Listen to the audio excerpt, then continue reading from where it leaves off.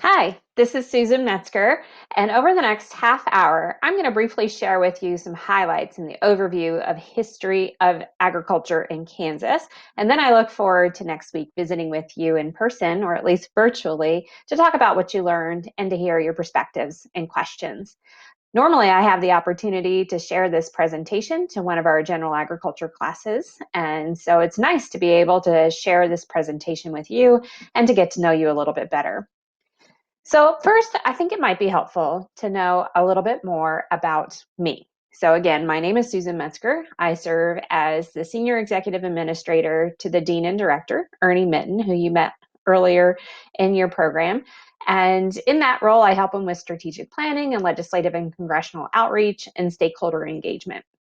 So, my background is not in history. In fact, history used to be, I would say, my least favorite subject growing up. So, instead, my background is in math and sciences. I have an undergraduate and graduate degree in biology, and that's always what I've been attracted to and the subjects that I excelled in school. But I would say within the past 15 years or so, I became really interested in genealogy. So, first, I started with my own family tree, and now I've helped several friends and others work on their family tree too. And it was through that research that I really began to connect with history on a personal perspective, when I could actually see my own and individuals' uh, connection to history. It became more than a timeline and a series of dates. The context of history really mattered, and hence I've become sort of passionate about history, and in particular, really excited about the history of Kansas agriculture. I also am currently pursuing a PhD in leadership communications. And so, through that, I've really come to understand and to reflect upon the way that my own personal history and culture might influence the research that I conduct, what questions I ask, the approach, and the methods I take. So, I'm interested in learning whether or not you feel that your own culture and history influences the way that you're approaching your research this summer. So let's start with our history lesson. We're going to go way back to pre-settlement time in Kansas and learn a little bit about our earliest settlers and our earliest agriculturalists. So Kansas is home to several Native American Indian tribes. They really are the ones that should be credited with our first agricultural practices in the state. Initially, they're known for hunting the American bison or buffalo throughout the state, and then began to raise crops such as corn and beans. And about 3,000 years ago, we really start seeing a shift of nomadic tribes to being more established tribes where they would actually set up permanent settlements. And this is a great example of it shown here on your screen. These are the ruins from Scott City. It's western Kansas, and that's known as El Cortalejo. It's the northernmost Pueblo ruins known in the United States. So throughout I would say really until the late 1700s and early 1800s, there were only brief explorations such as Coronado in the 1500s. But aside from that, really not a lot of military activity, not a lot of permanent exploration that occurred in what we know today to be Kansas. But the Louisiana Purchase of 1803 really changed that. So as you know from the Louisiana Purchase in 1803, the U.S. acquired all the French claims west of the Mississippi River. And in that same time period, it's really when we start seeing the earliest documented white farmers that were Frenchmen settling in the territory known as Kansas today. So most of them settled in what's northeast Kansas right now. And that area has very rich, deep glacial till soil deposits, which are great for growing corn, which is what they're known for having grown when they first arrived here in Kansas. And even if you look today, you'd probably find that our highest yielding counties for corn are still in that northeastern portion of the state. But really, from the get go, Kansas had an image problem. So in 1823, the US government decided to send out individuals, explorers, geographers, etc., across the western portion of the US territories and report back. What did they see? What sort of agriculture might be appropriate with where they're located? But as you can see from the beginning, Kansas had an image problem. So this one explorer from 1823 said, "I do not hesitate in giving the opinion that it's almost wholly unfit for cultivation, and of course uninhabitable by a people depending upon agriculture for their subsistence. Although tracts of fertile land considerably extensive are occasionally to be met with, yet the scarcity of wood and water, almost uniformly prevalent, will prove an insuperable obstacle in the way of settling the country." So again, quite an image problem to overcome. Then in 1827, the U.S. government continued to explore our Western territories acquired from the Louisiana Purchase, and they would send out individuals who could conduct agricultural experiments. And one of those that was sent to what is known today to be Kansas was Daniel Morgan Boone, and he was sent here to conduct agricultural experiments, and also to interact with the native populations to teach them farming practices and learn from them the practices that they were already implementing in the territory. So Daniel Morgan Boone, he's the son of the famous Kentucky frontiersman. He settled in northeast Kansas and began farming there. And it's also important at this time period to note that about through the 1830s and beyond, that's when we really started seeing large-scale relocations of the Native American tribes to Indian territories. Here in the Midwest, most of those populations that were in the Kansas territory were relocated to Oklahoma. In 1854, it's when we signed what's known as the Kansas-Nebraska Act, and that's the act that actually created the territories that we know today to be Nebraska and Kansas. And the initial purpose of that act was really to open up our territories for farm acreage, encourage people to come and establish homesteads and begin farming in the territories of Nebraska and Oklahoma.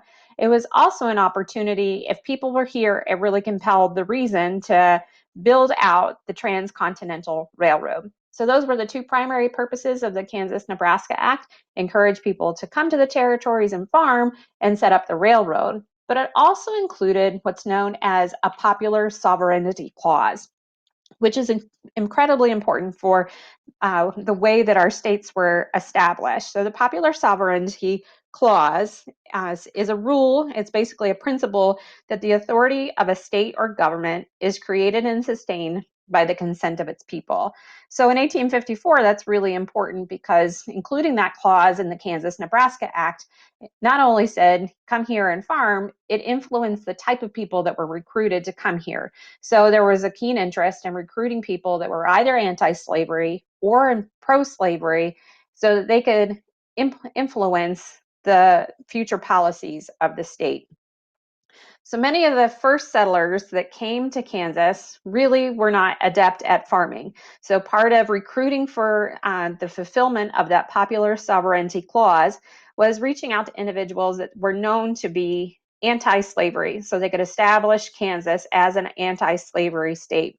And so one of those entities that they reached out to was the New England Emigrant Aid Company, which was known for being anti-slavery, and they could entice those individuals to move to Kansas and to homestead here and to set up farms. Unfortunately, they were mostly from, I guess, semi-urban areas and really had no farming skills. So they were really kind of set up against from the get-go as far as their ability to be productive and fit as Kansas farmers. But it was successful in fulfilling that popular sovereignty clause of the Kansas-Nebraska Act.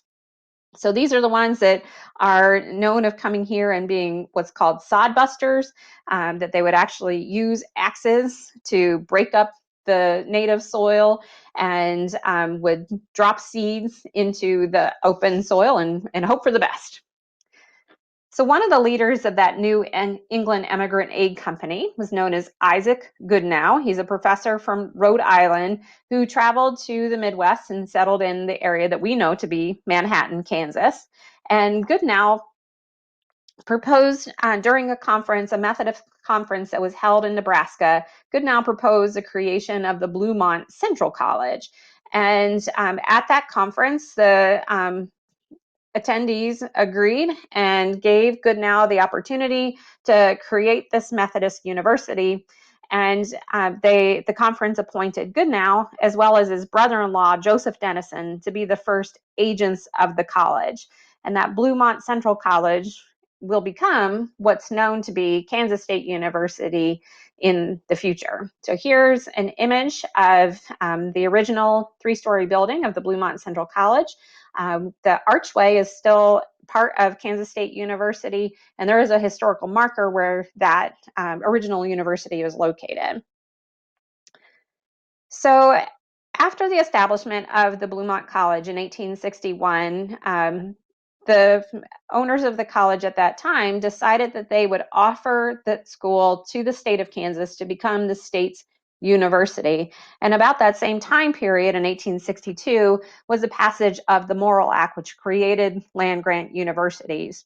And so that's as part of that Morrill Act, the U.S. government granted federal land to the states to establish these land-grant universities with the purpose of focusing on teaching agriculture, science, military science, and engineering. So a bill went forward to the Kansas legislature saying this Bluemont Central College, the building, its acreage, could become the state's university under the provisions of the Morrill Act. But unfortunately, the first bill that passed the Kansas legislature was vetoed by the Kansas governor at that time, Governor Robinson, who was from Lawrence, Kansas.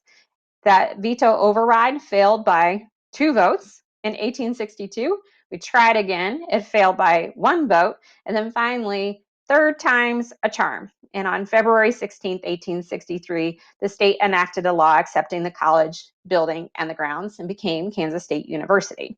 So we lay claim that Kansas State University is the first operational land-grant university in the United States. They were founded in 1863. So you're probably going to hear sometimes that Iowa State University was the first.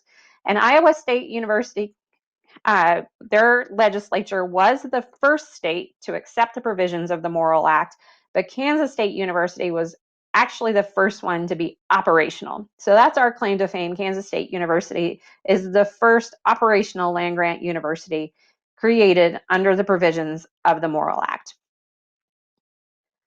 So then at the closure of the Civil War, the U.S. government offered homesteads to the Union Army veterans to come and homestead in the state and set up farm acreage.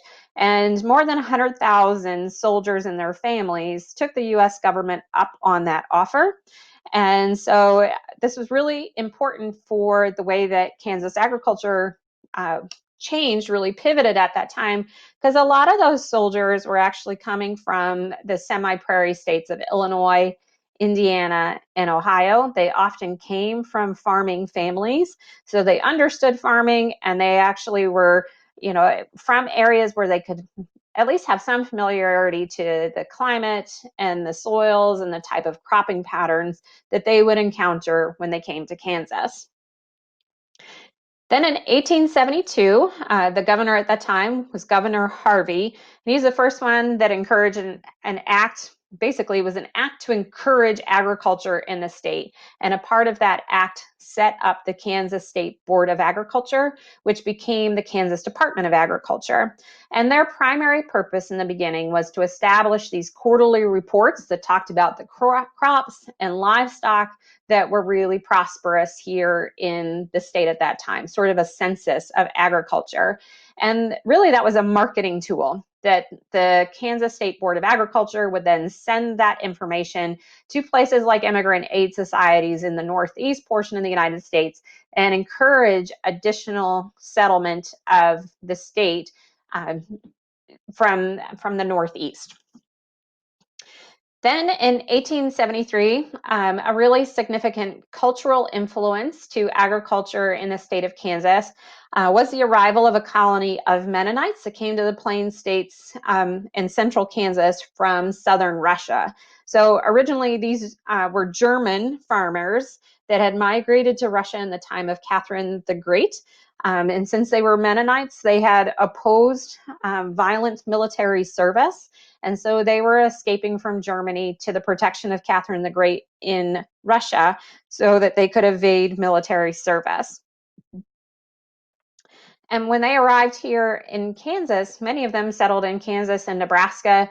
And it was really significant for our agricultural production because the climate and conditions of that portion of southern Russia is actually very similar to the types of climate and even soils that we have here in Kansas. And so that really influenced the types of crops that they brought here and has had a long-term influence in the crops that we have here in Kansas. So part of that is at that time was the arrival of what they brought with them called turkey red wheat, which maybe you have heard of before. So if you drive around Kansas, you'll often see golden wheat fields and you'll see red wheat fields. That red wheat is derived from the original varieties of those brought by the Mennonite families in the early 1870s. And so turkey red wheat gets its name because it's red in color, and then also its origination of geography. So it's known to have originally grown in the region of Turkey. One of the first individuals that's credited with really planting and describing that turkey red wheat is Bernard Workington. He was born in Crimea in southern Russia, and he was one of the original Mennonite settlers who came to Kansas in 1873, and he's really credited with importing that turkey red wheat, which became a staple crop for wheat Kansas. So now you probably know that Kansas is known as the wheat state. Prior to 1874, Kansas probably never produced more than 5 million bushels of wheat per year, but now an average wheat crop in Kansas is about 170 million bushels of wheat per year. So from less than 5 million bushels before the 1870s to more than 170 million bushels today is why we can lay claim to being the wheat state. So in the 1870s, after our Patriot settlers from the Civil War and the Mennonite settlers from Crimea and southern Russia were beginning to get established in their farming practices here in Kansas, the state was hit by a major outbreak of grasshoppers, which also known as Rocky Mountain locusts, that had descended across all of the prairie states. They consumed everything. They consumed the crops, paper, tree bark. They're even known to, I've read accounts of them eating the wool off the back of live sheep and even the handles from farm machinery. At that time, the governor was Governor Osborne, and he called a special session of the Kansas legislature to determine if we could take some money from the state's treasury to assist Kansas farmers from the loss that they experienced from this grasshopper outbreak. So the legislature said that they didn't have the authority to take money from the state treasury to assist, but they did offer a small amount of bonds, about $73,000 in bonds. But what's really significant is the rest of the nation took notice of the plight of the Kansas farmers and really came to the aid. And I still see that today when we have prairie fires, natural disasters, and significant things that impact our Kansas farmers. The rest of the nation really rallies behind to help those communities and help those individuals be successful. And then in 1877, the community of Nicodemus was founded in Graham County, which is in northwest Kansas. And this town is significant to Kansas agriculture because it's the only remaining Western town established by African Americans during the Reformation period following the Civil War. Most of the settlement group of Nicodemus originated from Kentucky, and their goal was to establish the first all-black settlement in the Great Plains. The original 7 settlers of Nicodemus, they made efforts to promote the town and attract new settlers to the area, and their efforts were very successful in the very first years of their establishment of Nicodemus. So at one point, the population of Nicodemus had reached about 600 people in 1878. But those first few years of establishing the town were really quite challenging. Many arrived in Kansas from Kentucky without any resources, and they really struggled to get their farms up and running. So in 1879, they had an additional wave of settlers that came from Kentucky and Mississippi, but this time they came with resources. They came with horse teams, plows, and money, all resources that the initial settlers really didn't have. So this was really important to the town company because they wanted to avoid what's known as attracting exodusters to Nicodemus. So I hope if you have the opportunity to come to Kansas at any point in the future, I certainly hope that you do, that you make it a point to travel to Graham County and visit this historic site, and learn more about Nicodemus. It really is an important aspect of our agricultural history and our cultural history. And the historic site is still available to tour there in Graham County. This is a photo of some of the original territory. So as I said, the original settlers of Nicodemus, they were keenly interested in making sure that they were not attracting what was known at that time as exodusters to Nicodemus. So exodusters was a name given to African Americans who had migrated to the states along the Mississippi River to Kansas in the late 19th century. And they're really considered to be the first general migration of Blacks following the Civil War. Most of the successful exodusters that arrived to Kansas stayed in urban areas and they took up domestic work. So areas like Kansas City, Topeka, even what's known as Wichita today, those were the ones that were most successful, those that found work in urban centers. But most of the exodusters who attempted to homestead in the countryside were unfortunately not successful, mostly because the land that was available to farm when the exodusters arrived was probably the most unsuitable land for farming. A lot of the uplands, a lot of the hard limestone soils. One of the most important agricultural scientists has some roots here in Kansas. George Washington Carver spent many of his formative years in this state. And around the age of 13, he was known to have moved to Fort Scott, Kansas, which is in southeast Kansas, and attended school there and worked at a local hotel cleaning laundry. And then after that, he moved several times, but he's known to have moved to an area near Olathe, Kansas, which is in northeast Kansas, just outside of Kansas City. And he became acquainted with two ex-slaves, Ben and Lucy Seymour.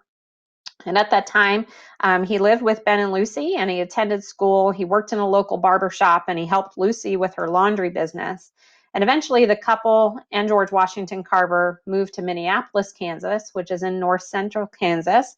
And he attended high school there and graduated. And then in the summer of 1880, when he finished high school, he had been accepted to the Highland Presbyterian College in northeast Kansas. When he arrived on the first day of school and they realized that he was African American, they revoked his offer for attending the school. So obviously he was pretty dejected by that decision. He decided to go to western Kansas in Ness County near the town of Beeler and set up a homestead there. And he farmed there for a couple of years before moving out of the state. So George Washington Carver is credited with many important agricultural findings. So what it's shown here on the screen is just a short list, but he's credited with finding more than 300 uses of the peanut. Other inventions that he's credited with are the opportunity of turning soybeans into plastic, something we still do today. Even at Kansas State University, we experiment with that, taking wood shavings into synthetic marble and cotton into paving blocks. So around 1885, that really marks the end of the cattle driving process that had started post-Civil War in Kansas. So during that time period, millions of cattle were driven overland from ranches in Texas to Abilene, Kansas to be loaded on Kansas railroads. So this is just an example of what that looked like at that time.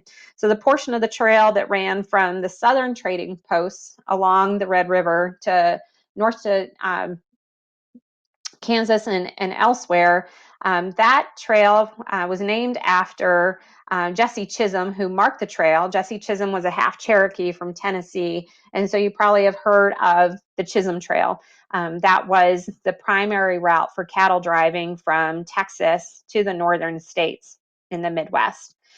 Really important from a cultural perspective because it became sort of the romanticized thing for many documentaries and American cowboy songs, movies. In fact, at least 27 Western movies depicting cattle drives really kind of kicked off this whole genre of American West movies. And so I'm just showing on the screen a couple of examples of some popular movies from that time that were filmed or part of Kansas. So next, let's jump to the 1930s and an aspect of American history that you're probably well aware of, but certainly had a significant impact to agriculture in Kansas, and that was the arrival of the Dust Bowl and the Great Depression. So in the 1920s, leading up to the Great Depression, really agriculture in Kansas was going gangbusters. There was significant development of land for agricultural production. But also what that meant was there was probably over-tillage and overuse of the soil during that 1920s period that exacerbated what arrived in the 1930s. So in the 1930s, we had severe long-term drought conditions. And so all of the soil that had been overused during the 1920s was really vulnerable then to dust storms throughout the area. And so compounding the severe climatic conditions of the 1930s, we also as a nation were enduring a long, widespread economic depression. And so that's why it's called the Great Depression, and often, especially from the Midwest, called the Dust Bowl era, because all of that really vulnerable soil that ended up in dust storms, just like you see arriving on the screen now, those are really common historical photos that you can find of sky-high dust storms that would really decimate areas, keep people in their homes, and impact their vehicles, their farm machinery, their homes, their health, and even that type of dust that arrived here or came from the Midwest during these dust storms, often reported in newspapers, even in New York City, of that type of dust arriving clear across the nation during the Dust Bowl. So the Great Depression and the Dust Bowl had a significant impact on the population of Kansas and the Plains states.